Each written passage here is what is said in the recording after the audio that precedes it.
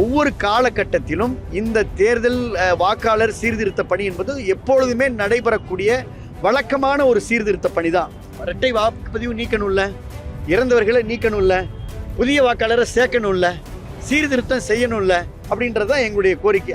இல்லை, எத்தனை முனை போட்டியாக இருந்தாலும் அனைத்து இந்திய அண்ணா திராவிட முன்னேற்ற கழகம் எதிர்க்கட்சியாக இன்றைக்கு இருக்கிறது. அண்ணன் எடப்பாடியார் தலைமையில் 26 ஆளுங்கட்சியாக அமையும்.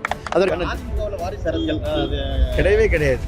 அதிமுக ஒரு democratic party, people friendly party, மக்கள் விரும்புகின்ற கட்சி. அதிமுக ஒரு ஒரு ஒரு ஒரு கிளை செயலாளர் இருந்தவர், ஒரு தொண்டராக இருந்தவர், இன்றைக்கு படிப்படியாக உயர்ந்து அதிமுகவுடைய பொதுச் செயலாளராகவும் சட்டமன்ற எதிர்க்கட்சி தலைவராகவும் இருக்கிறாரு. அதனால் இது வந்து அப்பளுக்கற்ற கட்சி, அப்பளுக்கற்ற ஆட்சியை 26 குடும்பம். அதிமுக வந்து ஒரு சாகா வரம் பெற்ற கட்சி. அதிமுக ஒரு கற்பக தரு பெட்டகம் போல இருக்கக்கூடிய கட்சி. அதிமுகவுடைய அந்த வேர் என்பது ஆணிவேர் மரக்கிளைகள். திமுகவை வீழ்த்தும் யூகத்தை எடப்பாடியார் எப்படியெல்லாம் அமைச்சிருக்காருன்னு எடுத்து சொல்லியிருக்காரு முன்னாள் அமைச்சர் சி விஜயபாஸ்கர். இருமுனை போட்டியோ பலமுனை போட்டியோ, விடியா திமுக அரசை வீட்டுக்கு அனுப்புவோம், தமிழக மக்களை காப்போம்னு உறுதி எடுத்திருக்காரு அதிமுக பொதுச் செயலாளர் எடப்பாடி கே பழனிசாமி. எந்த கட்சி தலைவரும் பிரச்சாரம் தொடங்கும் முன்னாடியே 170 தொகுதிகளை தாண்டி முதற்கட்ட பிரச்சாரத்தை முடிச்சிருக்காரு எடப்பாடியார். அதனாலதான் எத்தனை முனை போட்டி வந்தாலும் எதிர்கட்சியா உள்ள அதிமுக 2026 தேர்தலில் ஆளும் கட்சி அமையும்னு உறுதிப்பட சொல்லியிருக்காரு முன்னாள் அமைச்சரும் விராலிமலை சட்டமன்ற தொகுதி உறுப்பினருமான டாக்டர் சி விஜயபாஸ்கர். புதுக்கோட்டை மாவட்டத்தில் அனைத்து இந்திய அண்ணா திராவிட முன்னேற்ற கழகத்தினுடைய சார்பில் எப்பொழுதும் கழகத்திற்கு பலமாக இருக்கக்கூடிய, பாலமாக இருக்கக்கூடிய, தூணாக துணையாக இருக்கக்கூடிய அண்ணா தொழிற்சங்க பேரவைக்கு மாவட்ட அளவில் புதிய நிர்வாகிகளை நியமனம் செய்து அந்த நியமன கடிதங்களை வழங்குகின்ற விழா மிக சிறப்பாக இங்கே செபஸ்டியான் மலை செந்தில்குமார் தலைமையில் சிறப்பாக நடைபெற்றது. இந்த விழாவிலே கலந்து கொண்டவர்களுக்கெல்லாம் புதிய பதவிகளை, நியமன ஆணைகளை வழங்கினோம்.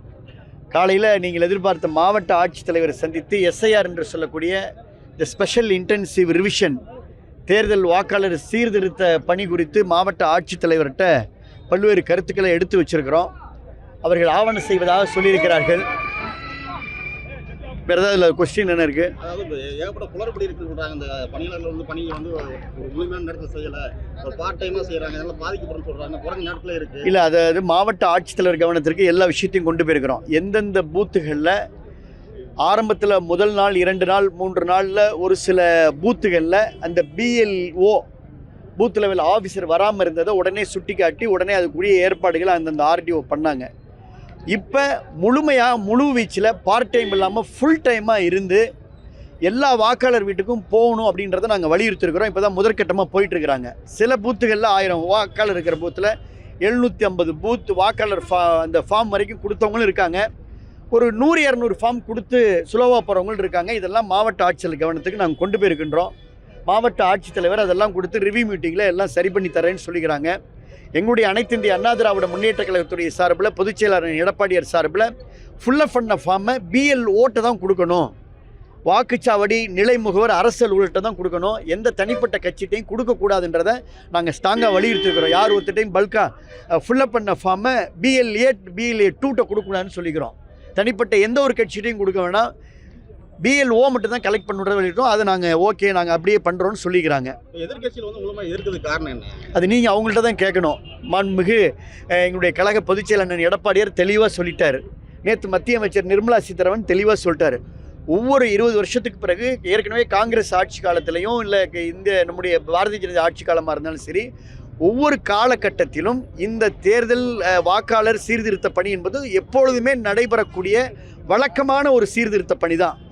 இந்த பணியில் தான் உங்களுக்கே தெரியும், பல இடங்களில் பத்திரிகை நண்பர்களுக்கு தெரியும். இப்போ எங்களுடைய விராலிமலை பூத்தாக இருக்கட்டும், புதுக்கோட்டை ஒரு குடும்பத்தில் இருக்கிறவங்க 2 பூத்தில் இருக்கிறாங்க. கணவன் ஒரு பூத்தில் இருக்கிறாரு, மனைவி ஒரு பூத்தில் இருக்கிறாரு. அப்பாவுக்கு வாக்கு இல்லாமல் இருக்குது. கூடத்தில் இரட்டை வாக்குப்பதிவு இருக்குது. பல இடங்களில் வந்து வாக்காளர்கள் பட்டியலில் இருக்கிறாங்க, அவங்களுடைய முகவரியில் போய் செக் பண்ணுறப்ப அவங்க இல்லை.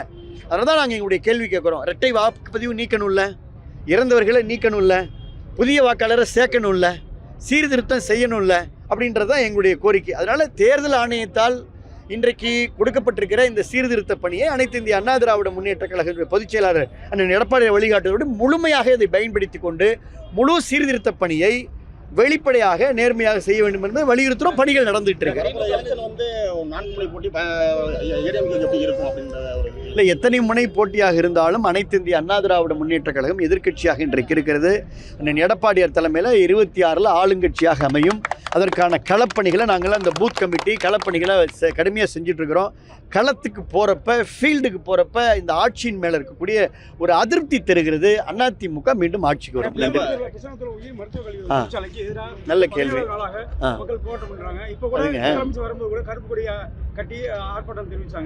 நல்ல கொஸ்டின் கேட்டீங்க. மாவட்டத்தில் நான் அன்போடு கேட்டுக்கொள்வது மாவட்ட நிர்வாகத்தையும் அரசையும் மக்கள் விரும்புகின்ற எந்த திட்டத்தையும் கொண்டு வாங்க. மக்கள் ஏற்காத விரும்பாத எந்த திட்டத்துக்கும் மாவட்ட நிர்வாகம் துணை நிற்கக்கூடாது என்பதை வலியுறுத்துகிறேன். தொடர்ந்து பிசானத்தூரில் போராடிட்டு இருக்காங்க. நான் நேரடியாக அந்த களத்துக்கு சென்று அவர்களுக்கு அதிமுக சார்பில் ஆதரவு தெரிவித்தோம். மாண்புமிகு எடப்பாடியார் அவர்கள் சட்டமன்றத்தில் அவர்கள் கையெழுத்திட்டு கவன ஈர்ப்பு தீர்மானம் கொண்டு வந்தோம். அது எடுத்துக்கொள்ளப்படவில்லை, நேர காலம் காரணமாக எடுத்துக்கொள்ளப்படலை. அதனால் அது ஒரு சாதாரண விஷயம். இதெல்லாம் இவ்வளோ நாட்களாக இந்த போராட்டத்தை நீடிக்க வைக்க வேண்டியதில்லை. மிகப்பெரிய ஹைட்ரோ கார்பன் போராட்டம் இங்கே நம்ம நெடுவாசல் நடந்த பொழுது நான் அமைச்சராக இருந்தேன். நேராக ஃபீல்டுக்கு போனேன். அவங்களோட தரையில் உட்காந்து பேசணும். முதலமைச்சர்கிட்ட அழைச்சிட்டு போனோம். நேரடியாக முதலமைச்சர் வந்து இந்த ஹைட்ரோ கார்பன் திட்டம் வந்து இங்கே புதுக்கோட்டை மாவட்டத்தில் நடக்காதுன்னு உறுதி கொடுத்தாரு. அவங்க உடனே போராட்டத்தை வாபஸ் வாங்கினாங்க. அது மாதிரியான இங்கே வந்து மாவட்ட நிர்வாகம், ஆட்சியாளர்கள், அதிகாரத்தில் இருக்கிறவங்க உடனடியாக களத்துக்கு போகணும். அவங்கள அழைச்சி பேசணும். அந்த பிரச்சனையை முடிவு கொண்டு வரணும். தொடர்ந்து போராடுறது வேதனையாக இருக்கிறது. அதனால் அவர்களுக்கு அதிமுக அரசு துணை கிடையவே கிடையாது. அதிமுக ஒரு democratic party, people friendly party, மக்கள் விரும்புகின்ற கட்சி அதிமுக, மக்களை விரும்புகின்ற கட்சி அதிமுக. இன்றைக்கு எம்ஜிஆர், புரட்சித் தலைவர் எம்ஜிஆருக்கு பிறகு புரட்சித் தலைவி அம்மா வந்தாங்க. யாராவது எதிர்பார்த்தாங்களா? புரட்சித் தலைவி அம்மாவுக்கு பிறகு எடப்பாடியார் வந்திருக்காரு. எடப்பாடியாருக்கு பின்னாடி இன்னொரு யாரோ ஒருவர் வருவார் என்று எடப்பாடியாரே சொல்லிட்டு இருக்கிறாரு. அதனால் இது வந்து மிகப்பெரிய ஜனநாயக கட்சி. ஒரு சாமானியர், ஒரு ஒரு ஒரு ஒரு கிளை செயலாளர் இருந்தவர், ஒரு தொண்டராக இருந்தவர், இன்றைக்கு படிப்படியாக உயர்ந்து அதிமுகவுடைய பொதுச் செயலாளராகவும் சட்டமன்ற எதிர்க்கட்சி தலைவராகவும் இருக்கிறாரு. அதனால் இது வந்து அப்பழுக்கற்ற கட்சி, அப்பழுக்கற்ற ஆட்சியை 26 கொடுப்போம். அதெல்லாம் நான் முடிந்த சம்பவங்கள் விடுங்க. அதிமுக வந்து ஒரு சாகா வரம் பெற்ற கட்சி. அதிமுக ஒரு கற்பக பெட்டகம் போல இருக்கக்கூடிய கட்சி. அதிமுகவுடைய அந்த வேர் என்பது ஆணிவேர் மரக்கிளைகள். இந்த மரம் மாபெரும் இந்த ஆலமரமாக இருக்கக்கூடிய அதிமுகவில் நீங்கள் வந்து பல நேரத்தில் பல குருவிகள் வந்து அடை காத்திருக்கின்றன, குஞ்சு பொறித்திருக்கின்றன, வெளியேறி இருக்கின்றன. அதை பற்றியெல்லாம் கவலை இல்லை. அதிமுக என்ற ஆலமரம் நிழல் தரக்கூடிய கற்பகத்தரு மரமாக எல்லா காலத்திலும் உயர்ந்து ஓங்கி பறந்து நிற்கும். அவ்வளோதான் சப்ஜெக்ட். மொத்தமாக சொல்லிட்டேன். ஆட்சியாளர்கிட்ட தான் நீங்கள் கேட்கணும். இல்லை, நான் இதுவும் நல்ல கேள்விதாங்க. நம்ம ஏற்கனவே நான் தொடர்ந்து பல பொதுக்கூட்டங்களில் சொல்லியிருக்கிறேன். இந்த வந்து தேர்தலுக்கு நம்ம வந்து ஆட்சிக்கு வந்த உடனே அனைவருக்கும் உரிமை தொகை என்று சொன்னார்கள். அதில் தகுதி என்று நிர்ணயித்தார்கள். இப்பொழுது அனைவருக்கும் கொடுப்போன்றாங்க. இப்போயாவது கொடுத்தாலும் அது மக்களுக்கு திருப்தி.